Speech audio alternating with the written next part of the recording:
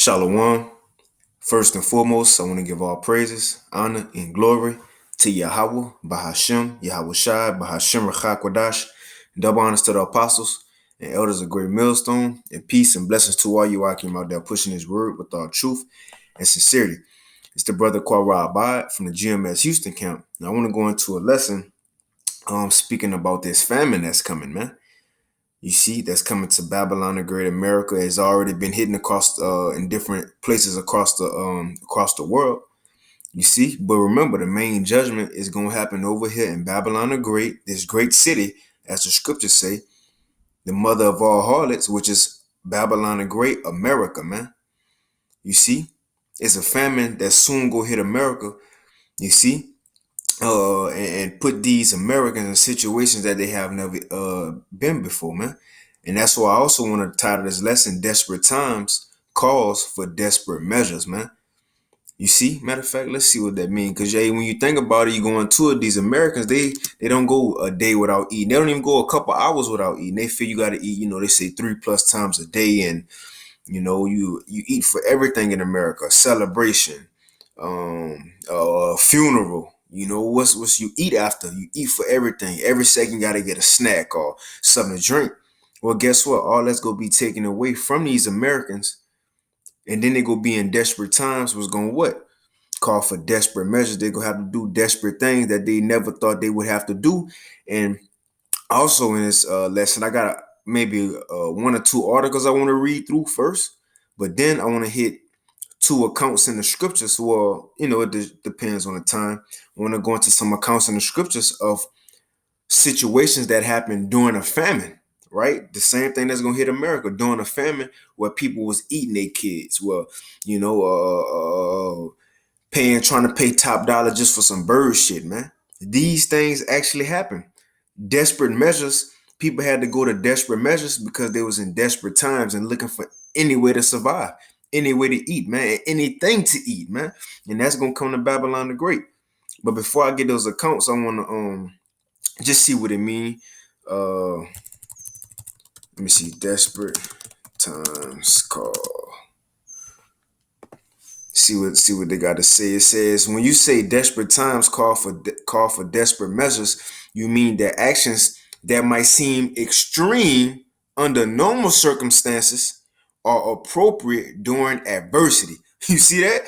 So things that sound extreme and crazy, when everything normal in the world, normal in your city, normal in your state, you see, apocalyptic things and extreme matters that sound crazy when everything going good. Well, guess what? When those extreme circumstances come, those things that used to sound crazy and extreme go be the normal, man. You see, go be normal. Just like if somebody used to tell somebody to eat their kid, boil their kid right now, when they get hungry, that'll sound crazy. But guess what? That's gonna be the norm during this famine, man, which is gonna come during Jacob's trouble. You see? And as you know, different elders, brothers been going into different lessons speaking about this famine. And through the spirit, that's what prompted me to want to go into this lesson, man. You see? Hey, because we all same body speaking the same accord, man. So going, what we doing? Warning our people of the things that's to come. Now, I'm not going to get all these articles. I just want to read through one because I want to get to these scriptures. But you just type in formers coronavirus. That's what I typed in. And it says, matter of fact, it probably got some new. But it says 2 days ago, you have coronavirus. Farmers destroy own crops as market ravaged. Food wasted. 2 days ago, 3 days ago, farmers to destroy farmers to destroy their crops. You see, 1 day ago, farmers forced to euthanize livestock, and euthanize means to kill.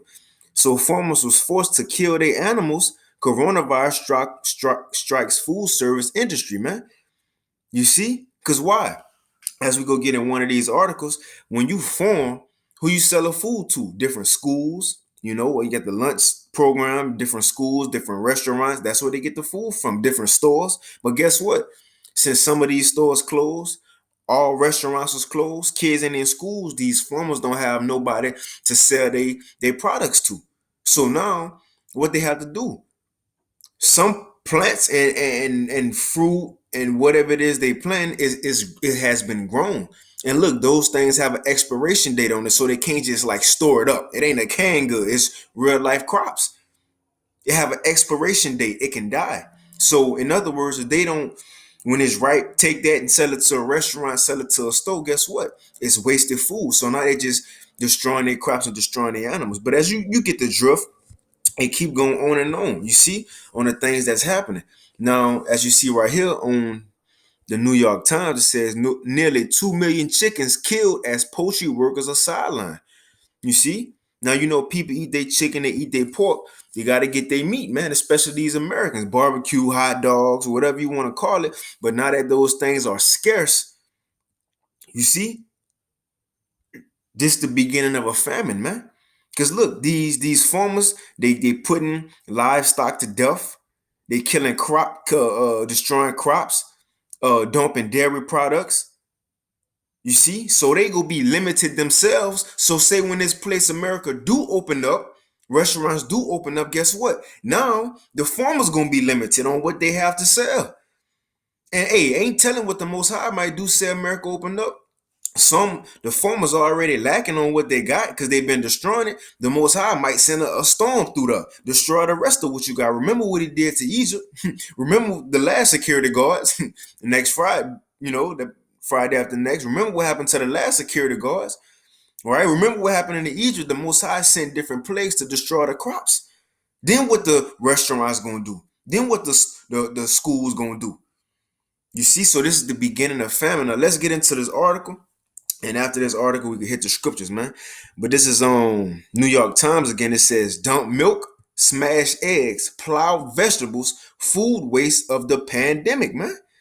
You see, before this, I want to read the scripture. Matter of fact, before this, I do want to get a scripture first, right? And then get these articles. And I also want to touch on something that Josephus, which is an Israelite, which is a historian, something he wrote in the time of 70 AD.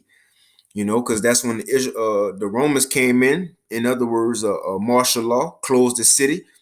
You see, nobody couldn't get in, nobody couldn't get out. And what? It was a famine. And we're going to read about what happened in those times. But let me get this real quick. This second Ezra 16 and 18. It says, the beginning of sorrows.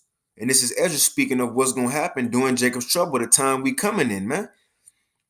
It says, the beginning of sorrows and great mournings, the beginning of famine and great death. This is only the beginning. Yahweh Shai said in Matthew 24, before he come back, we have to see some of these signs. And what was one of the signs? Famine, man. It says the beginning of famine and great death, the beginning of wars, and the power shall stand in fear, the beginning of evils. What shall I do when these evils shall come? Now, this is a man of the Lord asking what he gonna do. How much more of these people who not even serving the Heavenly Father, man? It says, behold, famine and plague. And again, we touching on this famine. What's a famine? Lack of food, lack of drink. You ain't just got no water to go to. That hose pipe that you've been neglected in the backyard. You feel me? When we used to do when we was kids, go get water out the little side, man. Well, guess what? You're gonna wish they had running water coming out of that, man. You see, people gonna be going to toilets trying to get whatever water they can, whatever food they can, man. That's what the time we coming. And it says famine and great death. It says, behold, famine and plague, tribulation and anguish are sent as scourges for a minute. And this how the Most High gonna pay these people back. You see, they didn't put out all this wickedness, the pride in the earth. You see, starting with Esau, Edom, so-called white man, all these other heathens, and 2/3 of our own people. Well, the Most High go pay them back with plagues, famine, tribulation, and anguish. He said, but for all these shall they not turn from their wickedness, nor be always mindful of the scourges. But victuals shall be so good, cheap upon earth. Now, what's victuals? Food. You see, provisions. It says victuals shall be so good, cheap upon earth. And we've been experiencing that. Food been cheap. You can go to Burger King, get 100 nuggets for $2.99, man. Probably $1.50. You see, you can get all this food, the 4 for 4 and the box meal. You see, 3 large pieces, for the price of a small, whatever it is. Americans, they've been living in pleasure, man. Getting food whenever they want. Every gas station, they got the hot dogs and chili and cheese. You see, the ice cream trucks going around on the streets. Food been cheap, and America's been used to this cheap food. But guess what it's gonna say? Behold, victuals shall be so good cheap upon earth that they shall think themselves to be in good case. And the Americans been in good case. You see, even though they're in the coronavirus lockdowns, shutdowns, all your gas prices going down. They think it's a good case, but that's a bad sign. Just because the price is good don't mean nothing. It says, even then shall evils grow upon the earth, sword, famine, and great confusion. And that's the time we're in right now. Since they've been thinking they're in good case, food been cheap, living good, it says, even then, even when this happened, shall evils grow upon the earth, sword, famine, great confusion. For many of them that dwell upon the earth shall perish of famine. And this famine we speaking about, a lot of people gonna die. You see, and the others that escape the hunger shall the sword destroy. Telling you, there's no way out. If you don't die in the famine, you're gonna die by the sword, or some way the Most High gonna get you, right? But let's read a little bit of this article, and we're gonna continue. Don't want to be too long. New York Times, it says, dump milk, smash eggs, and plow vegetables. Food waste of the pandemic. With restaurants, hotels, and schools closed, many of the nation's largest farms are destroying millions of pounds of fresh goods. Come on, man, that's a lot of food. It says are destroying millions of pounds of fresh goods that they can no longer sell, man. You see? Now, again, what's going to happen if this place do open back up? Now, the farmer's going to be lacking. You see? The farmer's going to be lacking, man. It says in Wisconsin and Ohio, farmers are dumping thousands of gallons of fresh milk into lagoons and manure pits. In Idaho, farmers has dug huge ditches to bury 1 million pounds of onions. Man, it says, and in South Florida, a region that supplies much of the eastern half of the United States with produce, tractors are crisscrossing bean and cabbage fields, plowing perfectly ripe vegetables back into the soil. You see, it says the closing restaurants, hotels, and schools have left some farmers without no buyers for more than half their crops. And even as retailers see spikes in food sales to Americans who are now eating nearly every meal at home, the increases are not enough to absorb all of the perishable food that was planted weeks ago and intended for schools and businesses. You see, so these certain things that was planted was intended for food, schools, businesses, hotels, whatever it is, because they don't think plagues coming. They just think America go on. So they planned ahead of time. That's why the scripture said, no, Lord willing. They didn't, Lord willing. Now, you feel me? The Lord dealing with them, man. Everything that was for the schools shut down. You got to destroy it. The hotel shut down. You got to destroy the hotel food. You see? Other places, restaurants, whatever it is. Now they have to destroy it. You feel me? And not to mention, even in the stores, people losing money. People don't have money to just go buy food. What you think gonna happen? People gonna start panicking, man. You see? But hey, I'm gonna post this I'm gonna post this article in the look. I'm gonna post this article in the bio because I want to get to these scriptures, right? I want to get to these scriptures. You know, because that's the gist of it, man. You see what's coming. Hey, you know, elders, brothers went into lessons, Lord willing. I could remember the post-day lessons as well in the bio. But I want to get this scripture real quick in 2 Kings to show you, to give you an example on what's gonna happen during this famine. That's why I want to title it "Desperate Times Calls for Desperate Measures." We at the beginning of desperate times. So guess what? We about to see more desperate measures from these people, man. Like Yahweh said, the love of many shall do what? Wax cold. They about to get real desperate, real grimy, and real nasty out here, man. This is 2 Kings 6. Now, this is the Old Testament, right? So we're gonna read this example just to get a glimpse of what's gonna come. Because remember, Yahweh said this. Yahweh said this in Matthew 24. Because what we about to read don't amount up to what's gonna happen in these times. Matthew 24 and 21. For then shall be great tribulation, such as was not since the beginning of the world to this time, no, nor ever shall be. So what we about to read ain't don't even compare to what it's gonna be like in these times, man. On top of everything else that's gonna happen, because we just reading about this famine that's gonna come, right? So let's get into this account.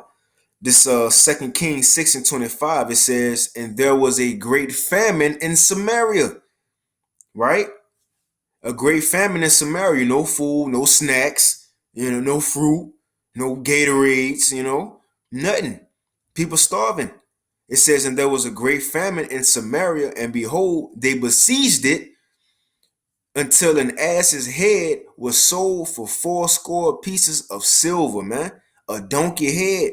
80, I want to say that's 80, right? 80, man. So look, a donkey, which I want to say is an unclean animal. The famine was so bad, they was trying to sell a donkey head for 80 pieces of silver. Now, 80 pieces of silver wasn't just no chump change back then. You see? Come on, man. They trying to, same thing. You go to the fancy steak spots today, the nice restaurants today. Well, that money that you would have spent at that restaurant when that famine come, you gonna be trying to use that money to buy for a donkey head. And now hold on, not just that. This said 80 pieces of silver. People had real money back then. You just got FRNs. Nobody ain't gonna win the economy. That's another thing. When the economy crash, the dollar ain't gonna mean nothing. So what you gonna be buying? No, man. That's another thing. So you ain't people in this day ain't gonna have money to be bidding for the donkey head. They just gonna be asked out. It says, and there was a great famine in Samaria, and behold, they besieged it until an ass's head was sold for 80 pieces of silver, and the fourth part of a cab of dove's dung for 5 pieces of silver. Some bird shit. Come on, man. Some bird shit. Now you can just walk outside, see bird shit on the car. Tell you how scarce it people was paying for it. 5 pieces of silver for some dove shit, man. Desperate times calls for desperate measures. That's desperate measures, man. You paying money for some bird shit. So if you doing that, what else you willing to do? Desperate times calls for desperate measures, and his family gonna show people true colors. Right? Let's read on. Let's read something else that happened. It says, in the fourth part of a calves of dove's dung for 5 pieces of silver. So you had people add a donkey head, which I'm sure was probably already ran through bugs in it, and some bird shit. People buying money, paying for with money, man. But let's read else. What's else in this account? Next verse 26. And as the king of Israel was passing by upon a wall, there cried a woman unto him, saying, help my lord, O king. So you got the king passing. This woman cried out to him for help. It says 27. And he said, if the Lord Yahweh do not help thee, whence shall I help thee? Out of the barn floor or out of the wine press? Telling her, look, woman, because he probably thinks she about to ask for food. So he like, look, woman, if the Lord ain't help you, how you think I'm gonna help you? You want food? You want some wine, something to drink? In other words, I can't help you. Telling, hey, in this famine, you ain't gonna be able to help yourself. Nobody else gonna be able to help you. Only Yahweh Ba'ashim Yahweh Shai gonna help you. Because some people might say, well, y'all still in America. Y'all gonna be in a famine too. Well, look, the Lord said, my servant shall eat. We've been serving Yahweh Ba'ashim Yahweh Shai, so we not worried about the famine. But you have to be worried because you haven't been serving Yahweh Ba'ashim Yahweh Shai. You see? Hey, some people might be coming up to the elect, see the elect eating, asking for help. We can say, well, shit, the Lord ain't help you. Which how you want us to help you, man? You see? But I'm going to continue. It says, and the king said it to her, what aileth thee? What's wrong with you, woman? And she answered, now watch this. Watch how desperate this move was that this woman made during the time of the famine. And she answered and said, this woman said unto me, give thy son that we may eat him today, and we will eat my son tomorrow. So she was explaining to the king, look, we're in this famine. This woman came up to me. She said, hey, let's eat your son today. And she said, we're going to eat her son tomorrow. Right? Now, before we even read on, how desperate do you have to be to even consider eating your own child? How hungry you have to be. That's like on them cartoons, when somebody hungry or a TV show they're hungry. Say if your homeboy or whoever tall, he'll turn into like a hot dog. You got like a little short, fat Homeboy, he turned into a hamburger. You have to be that hungry to want to eat your child, man. So she even considered it. You have to be out your mind to even consider that.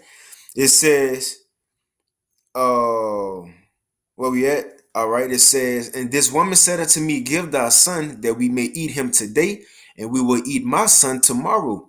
So we boiled my son and did eat him. Hey, look, you had to consider eating your son, which that's extreme. That's crazy, right? Then you have to go through the process of watching your son being boiled in a pot, and you the one who boiling him. He look, son probably looking at you in your eyes, crying. You got to go through with that just because you hungry. And then after that, you boil him, you eating him. Desperate times calls for desperate measures. So we boiled my son and did eat him.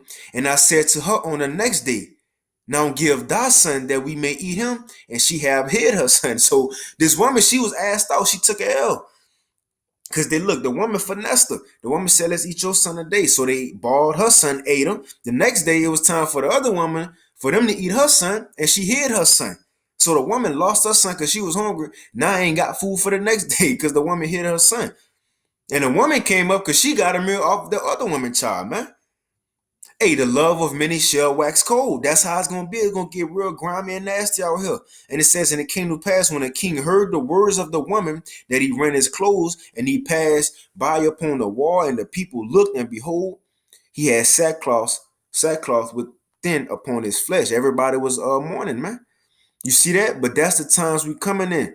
That's the times we coming in. Let's get another example. Now, this is some Josephus wrote, which Josephus was a historian, an Israelite historian, um, in the time of the Romans, man. Now I want to read something from Josephus that he wrote, because remember, the Romans besieged Jerusalem, just like now today will be martial law, cut off cities, you know, uh, they cut off the entrance to the city. Nobody can leave out.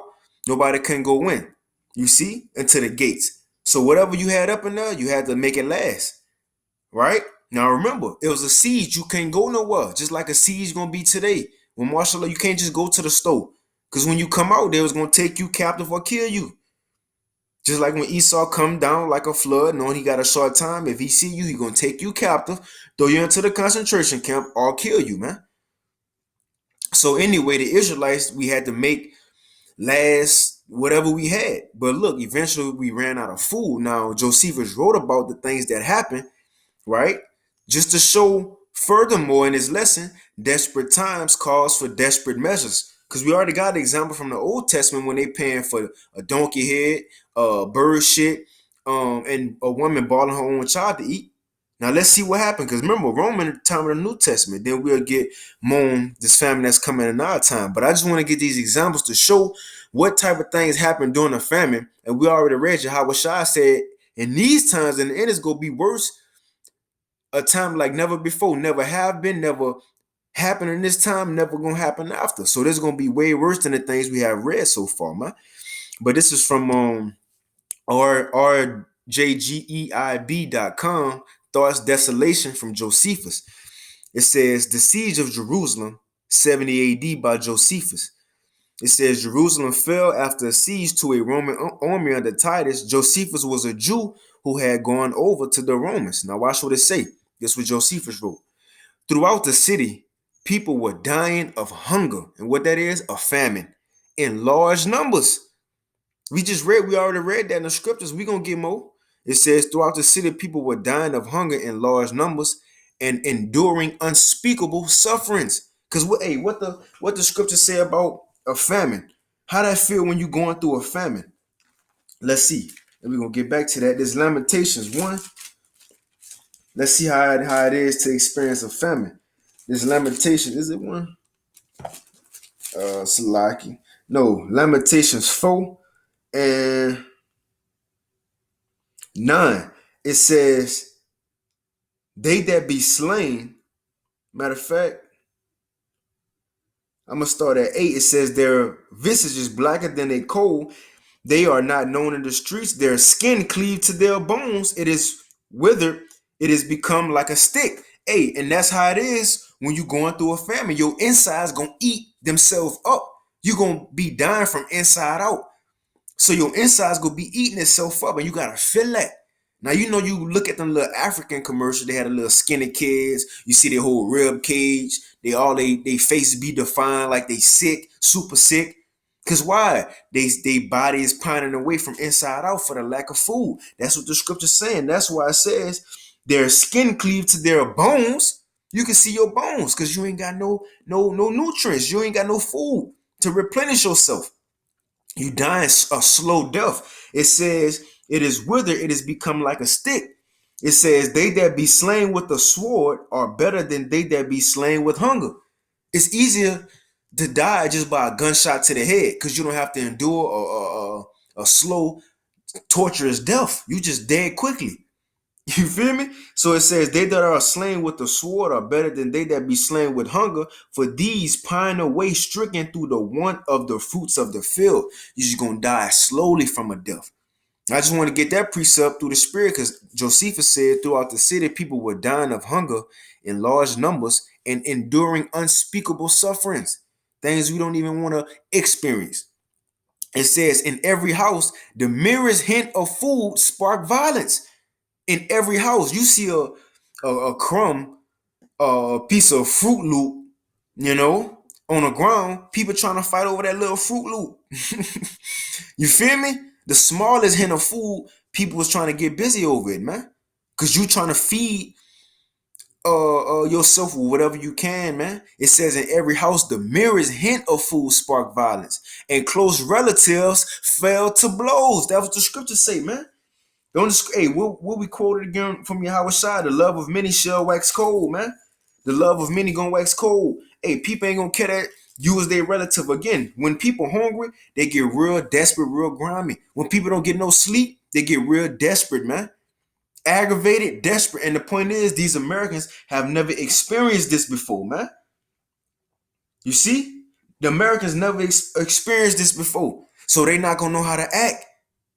It's gonna be a purge times 100. You feel me? I'm gonna get this real quick. Matthew 24:10. And then shall many be offended and shall betray one another and shall hate one another. You see?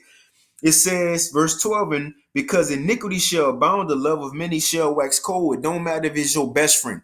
It ain't gonna matter if it's your mama, your pops, your brother, cousin. Everybody gonna wax cold in that day.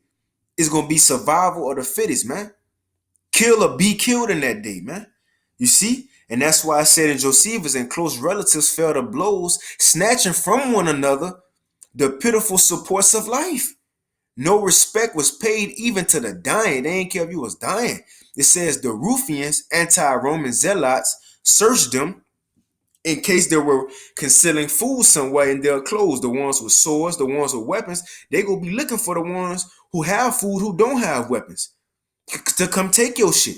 It says, are just pretending to be near death. Now remember, this Josephus writing on what happened in 70 AD to our people. It says, gaping with hunger like mad dogs. Lawless gangs went staggering and reeling throughout the streets, battering upon the doors like drunkards. And we're going to read that in the scriptures. We're going to read that in the scriptures, how times go get crazy like this, man. It says, and so bewildering that they broke into the same houses 2 or 3 times in an hour. Just to check, just to make sure you don't got none. Because they might have, first time they came through, you hear this shit from them. Second time, they come through the surprise, you still got it here, but now you think they ain't gonna come back. Third time, they catch you slipping. Catch you slipping, man. You know? And matter of fact, I was gonna save this precept, but I'm gonna get it right now because it's on my spirit, man. Just to go into what Josephus is saying. This second Esdras 15 and 18, it says, because of their pride, the city shall be troubled and houses shall be destroyed. That's what we read. Houses being destroyed. It says, houses shall be destroyed and men shall be afraid. A man shall have no pity upon his neighbor, right? But shall destroy their houses with the sword and spoil their goods because of the lack of bread and for great tribulation. We read in this. This happened in 70 AD. Don't it says ain't nothing new under the sun in the scriptures? Guess what? This gonna happen and greater. A time like never before. coming in and destroying your goods with the sword. I'm gonna read that again. It says, and houses shall be destroyed, and men shall be afraid, and a man shall have no pity upon his neighbor, but shall destroy their houses with the sword, and spoil their goods because of the lack of bread, of famine, and for great tribulation. You see? So what Josephus is saying is lining up with the scriptures. Going back to this, it says, and lawless gangs went staggering and reeling throughout the streets, battering upon doors like drunkards, and so bewildered bewildered that they broke into the same houses 2 or 3 times in an hour, right? Need drove the starving to gnaw at anything. They was eating anything. When food went away, they was eating anything. It says refuse, which even animals would reject, was collected and turned into food. Things that animals seen on the streets that a dog would go sniff at and just run right past it, or a cat, or whatever animals they had. Animals was walking over that shit. But people, it says, even which animals would reject, was collected and turned into food, man. Things that animals wasn't even eating, people was eating. Desperate times call for desperate measures. It says, in the end, they were eating belts and shoes and leather stripped off their shields. Picture you taking your Jordans off, you eating your Jordans. You eating a jump man. You eating your clothes. You know, that new Gucci belt you just got. You know, that new Fendi belt. You eating that, man. You know? Remember we used to have them name belts with your name and your initials on it with the rhinestone. You eating that too. Anything you could put your eyes on, you eating that. It says tufts of withered grass were devoured. Even the grass in your yard. The tree at your apartment complex. You eating all the leaves off that. It says, and sold in little bundles for 4 drachmas, man. For four coins. You see? It says, but why dwell on the commonplace rubbish which the starving were driven out to feed upon? Mm-hmm. You see, picture everybody in the apartment complexes out in a you feel me? In a shit eating whatever around the complex, man.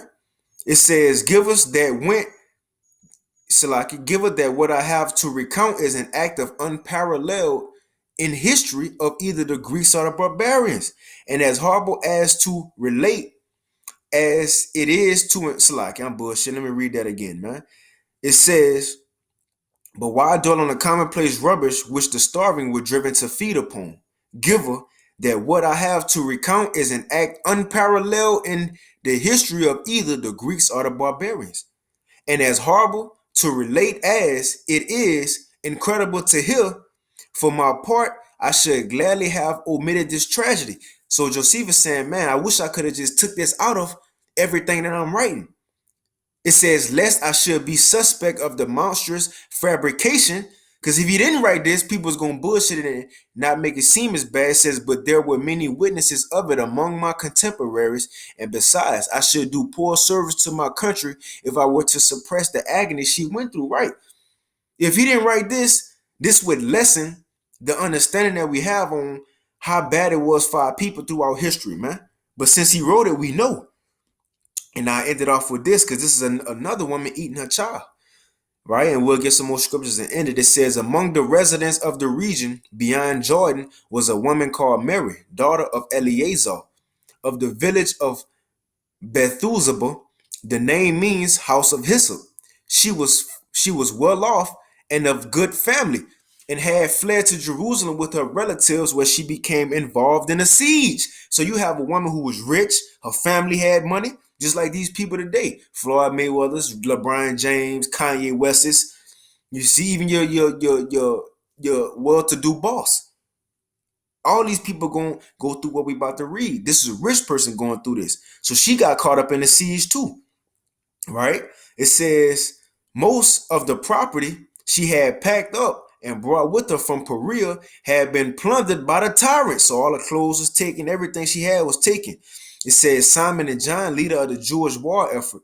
It says, and the rest of her treasure, together with such food as she had been able to procure, and was being carried by the henchmen in the daily raids.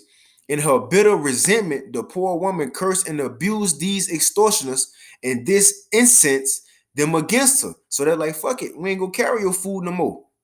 And it says, however, no one put her to death either for exasperation or pity. She grew weary of trying to find food for her kinsfolk. In any case, it was by now impossible to get any. She couldn't find no food, even being a rich person. Can't call up room service no more.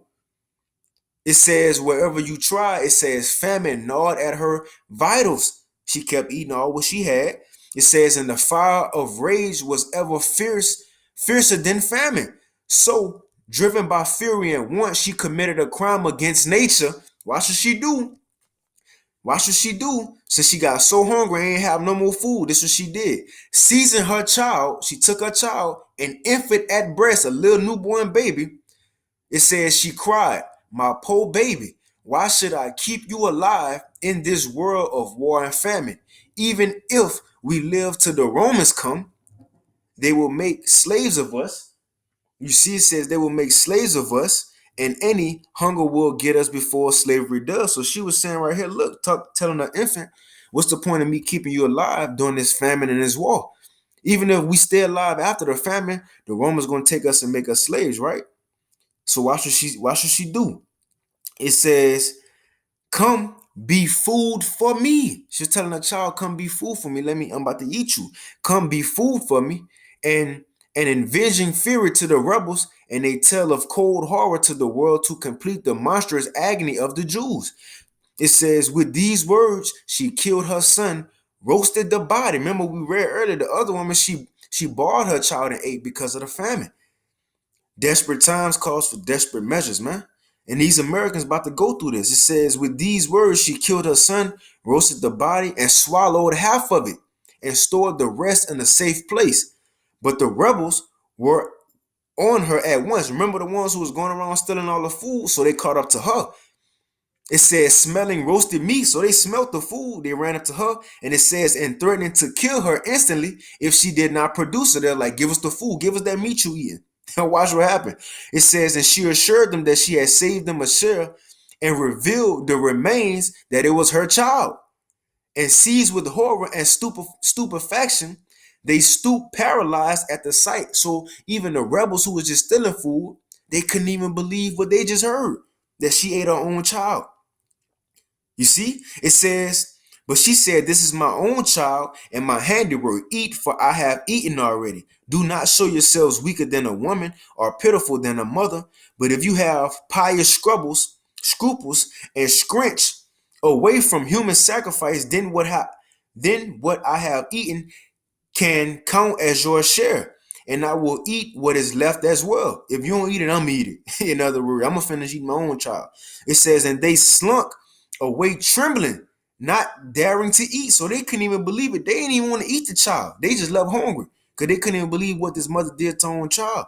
It says, although they were reluctant to yield even this food to the mother, the whole city soon rang with the abomination. When they heard of it, they shuddered as though they had done it themselves, man. So you see, this is the times we coming in. This is the times we coming in. People about to go back to those desperate measures. Why? Because they go be in desperate times, man. And that's what this famine coming to. All these farmers throwing away food because they can't give it up no more. They can't sell it. That's the beginning of famine. That's the beginning of these times we coming to, man. And I ended off with these precepts. I just want to get those accounts to give proof of how desperate people can be in desperate times, man. Right? This is second Esdras 15 and 14. Matter of fact, I'm gonna start at 1. Second Esdras 15 and 1. Behold, speak thou in the ears of my people the words of prophecy. And the things we've been talking about is prophecy. You see, we tell them before they come so you can prepare yourself and get right with Yahweh by Hashem Yahweh Shai. It says, and cause them to be written in paper, for they are faithful and true. Fear not the imaginations against thee. And let's finish. Fear not the imaginations against thee. Let not the incredulity of them trouble thee that speak against thee. What's incredulity? Unbelief. Now, all of what we just read, people will not believe and say, so you telling me America is gonna have a famine here? All the restaurants we have in America, all the gas stations with food up in there, candy, snacks. You see, every single mall you have, All these food places, fast food, corner stores, whatever it is, you telling me it's gonna be a lack of food in America? And what we telling you, agreeing with the scriptures, yes, yes, because you don't believe, do that make the scriptures untrue? No, it's still gonna happen. It's still gonna happen. It's still gonna happen, man. Once they say, you tell us, or somebody say, well, I don't believe in God anyway. Okay, that's still gonna happen. You feel me? So we gonna let these people die in their unfaithfulness. It says, for all the unfaithful shall die in their unfaithfulness. They just gonna have to see when it come. You know how crazy Noah sounded when he said it was gonna rain and flood the whole world? Remember, rain, it didn't rain from the sky at the time. It was a mist that came up from the earth and watered the earth. He sounded crazy. For 120 some years, he was saying that and sounded crazy. But when it happened, guess what? That crazy man was right. So us sounding crazy, when it happened, we gonna be right. It says, behold, saith Yahweh, I will bring plagues upon the world, the sword, famine, death, and destruction, man. You see, for wickedness have exceedingly polluted the whole earth, and their hurtful works are fulfilled. It's fulfilled. Now that it's time for the Most High to judge these people, man. Verse 14, woe to the world and them that dwell therein, for the sword and their destruction draweth nigh, and one people shall stand up to fight against another, and swords in their hands. It's going to be desperate. People going to be fighting one against another, fighting for food, fighting for shelter, fighting for survival. Let's put it like that, fighting for survival, man. Trying to keep your wife alive, trying to keep your children alive, because people running after them to eat them. You see? It's gonna be crazy times out here, man. If you don't have a lawyer, how about Shimmy, I'll shy you through? It says, for there shall be sedition among men. And what's sedition? A uprising against authority, man.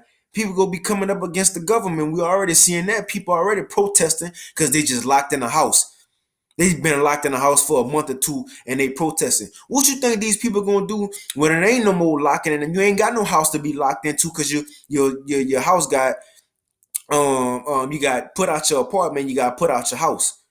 Matter of fact, people breaking into your house, you don't even want to be in there. Ain't no more jobs. The same dudes you used to work for, you see him in a concentration camp with you. All these things gonna be going on, man. It says it says, for there shall be sedition among men and invading one another. They shall not regard invading one another. And it says, they shall not regard their kings nor princes, and the course of their actions shall stand in their power. Meaning what? They ain't gonna care if you a cop. They ain't gonna care if you a governor, a mayor. The citizens go come against the government. That's what it's saying. And it says the course of their actions shall stand in their power. A police ain't gonna be able to arrest everybody because he gonna be trying to save his own life. You ain't gonna have no guards in jail because they gonna be trying to save their family lives. You can't call 911 in that day because 911 gonna be trying to save 911 life. You see? Ain't nobody to call on. No mayor, no governor, no 911. Is you for yourself. You see? Now what you go do in those times, man? It says a man shall desire to go into a city and shall not be able. Why? Martial law. They gonna be shut down, checkpoints. It says, because of their pride, the city shall be troubled, the houses shall be destroyed, and men shall be afraid. If men afraid, what you think women gonna do, man? It says, a man shall have no pity upon his neighbor. Right, when you go get your mail from the mailbox, you see your neighbor. Hey, neighbor, take your trash out. Y'all usually friendly. Well, guess what? In this time, you ain't gonna have no time to say, hey, neighbor, how you doing? You see? No, man. It says a man shall have no pity upon his neighbor, but shall destroy their houses with the sword and spoil their goods because of the lack of bread and for great tribulation. A neighbor gonna be running to his neighbor house because he ain't got food in his house for his family. So he gonna be going to his next door neighbor house to take his food, you see, and take his goods for his family, man. That's what's gonna be happening, and it is written, man. It is written. Even people gonna be eating people to this day. It's gonna be cannibalism coming back. Let's get this. I'll prove that real quick and I'll end it. Right? In the same chapter, let's go down to verse 55. It says, the reward of thy whoredom shall be in thy bosom. And who's the greatest whore? Babylon and great America. It says, therefore thou shalt thou receive the recompense. And this is going to be the recompense, the payback for what you have done, America. It says, like as thou hast done unto my chosen, the Israelites, the so-called blacks, Hispanics, and Native Americans. You see? Just like in Egypt, Egypt and Pharaoh was destroyed because of what they did to God's chosen people, right? Well, what you think will happen to America? It's going to get destroyed because what happened to God's chosen people. Then he go save us out of here just like he saved us out of Egypt. But it says, like as thou hast done unto my chosen self, Yahweh, even so shall God do unto thee, and shall deliver thee into mischief. It says, thy children shall die of hunger. Just like we had to die of hunger, y'all gonna die of hunger. It says, thou shalt fall through the sword, the city shall be broken down, and all thine shall perish with the sword in the field. Right. If you run, try to run from the city, going to the country, to the woods, you gonna die either way. If you're in the city, you're gonna get shot in a race war, you're gonna get shot by these mercenary troops. If you run out to the woods, now you ain't got nowhere to go. You're gonna die because you're gonna be hungry. And it says, and they that be in the mountains, right, in the woods, shall die of hunger, and eat their own flesh, and drink their own blood, for very hunger of bread and thirst of water, man. You see that? Not just eating your child, you gonna try to eat yourself, gnawing off at your fingers, and come on, man, your own blood. That's what's coming. That's what's coming to Babylon the Great, man. You see, that's what's coming to America. You see, it's already happened to the four corners, happening in the four corners of the earth. The Most High just saving the best for last. Desperate times calls for desperate measures, man. That's what's gonna happen during this famine. Lord willing, this lesson was edifying. I want to give all praise, honor, and glory to Yahweh, by Hashem Yahushua, by Hashem Chakodash. Double honors to the apostles and elders of Great Millstone, and peace and blessings to all you. I came out there pushing this word with all truth and sincerity. And with that, Shalom.